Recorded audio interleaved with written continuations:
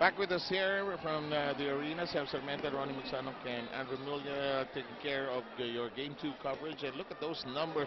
The errors seem to be, in a volleyball game, the most outstanding statistic that really attracts your attention, you know? And once again, that's been the story of this game so far, this match so far. At San Sebastian once again succumbing to 9 errors.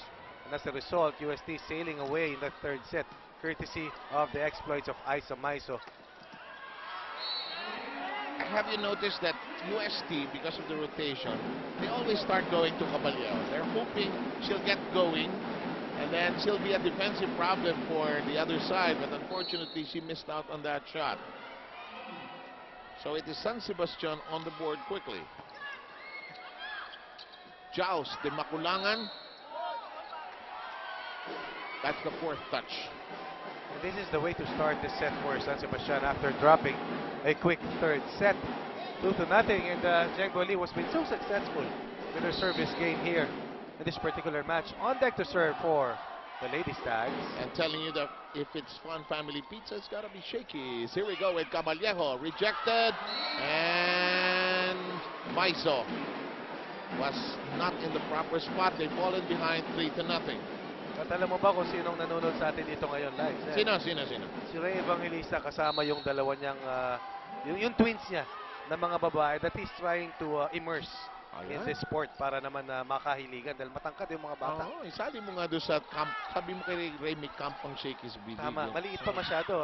Yun, di ba? 3-4 years so, old. ano lang ito? Exposure Oo, mo na. gustong-gusto raw eh. Nakakatuwa naman, masaya eh. Saya talaga. 4-0 ba? Marangkada na ang baste.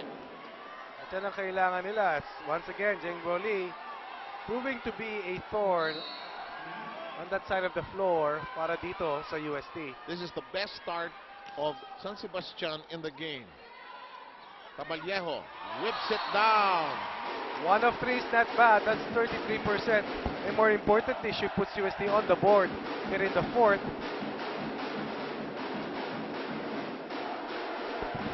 Mikasa, our official ball here in the Shakey's V-League.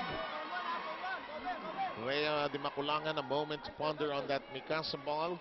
Obey me, she seems to be saying. One-handed pickup now. Balse punches it over. Belen stretches. Benito rejected. Cruz. Roses, Jaus, Belen keeps it up.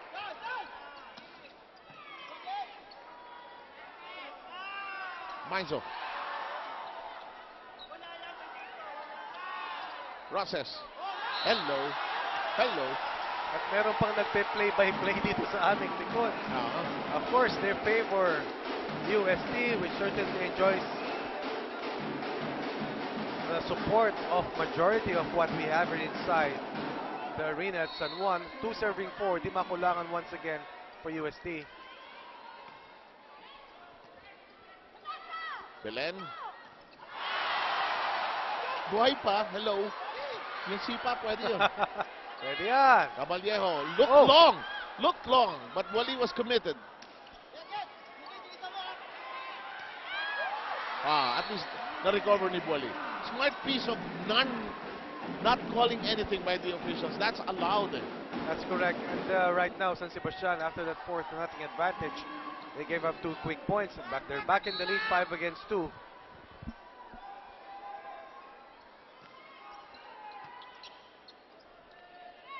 Caballejo overcooking that. She's going for a difficult angle. Probably wiser for her to try and attack the middle or go down the line.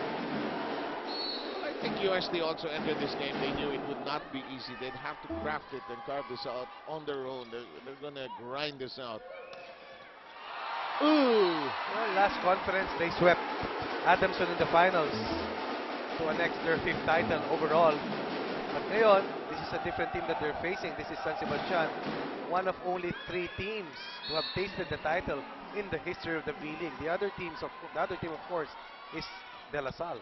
Make that 4th team. Other is Adamson, of course. By the way, 3rd place already picked up by the Lady Eagles of Ateneo, winning in straight sets against Lyceum. And look at this. It is now 7-3.